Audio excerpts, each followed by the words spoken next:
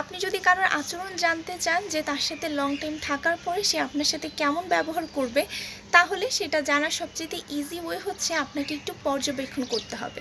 আপনাকে পর্যবেক্ষণ করতে হবে যে সে তার ফ্যামিলি পার্সনদের সাথে কেমন ট্রিট করে। কারণ যেহেতু আমরা ফ্যামিলি পার্সনদের সাথে সবচেয়ে বেশি টাইম স্পেন্ড করি, সুতরাং তাদের সাথেই কিন্তু আমরা সবচেয়ে রুড বিহেভিয়ারটা করে থাকি এবং তারাই কিন্তু আমাদের সবচেয়ে ভালো এবং সবচেয়ে খারাপ যে গুণ সেটা জানে। সুতরাং আপনি যখন কাউকে জানতে চান বা তার আচরণ কেমন হবে তার সাথে লং টাইম থাকার পরে, সেটা বোঝার উপায় হচ্ছে সে তার বাসার মানুষদের সাথে কেমন ব্যবহার করে সেটা জানুন।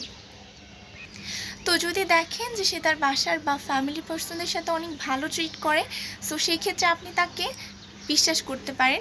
কিন্তু আমি শতভাগ বিশ্বাস করতে বলছি না, কারণ মানুষ পরিবর্তনশীল। কিন্তু আপনি তখন তাকে সেই ক্ষেত্রে কিছুটা বিশ্বাস করতে পারেন, কারণ আপনি যখন সেই মানুষটার সাথে একটা দীর্ঘ সময় থাকবেন, তখন তার ব্যবহার কিন্তু আপনার সাথেও ঠিক সেই রকমই হয়ে যাবে যেরকমটা সে তার ফ্যামিলি পার্সনদের সাথে করে। হতে পারে যে আপনার সাথে তার আচরণটা তার চেয়েও ভালো হতে পারে বা এর চেয়ে খারাপও হতে পারে, কারণ মানুষ কিন্তু সবসময় পরিবর্তনশীল থাকে। কিন্তু মানুষের আচরণ পর্যবেক্ষণ করার এটাই হচ্ছে সবচেয়ে উত্তম একটা উপায়, যে সে তার বাসার মানুষজন বা তার কাছের মানুষজন অথবা তার প্রিয়জনদের সাথে কেমন আচরণ করে।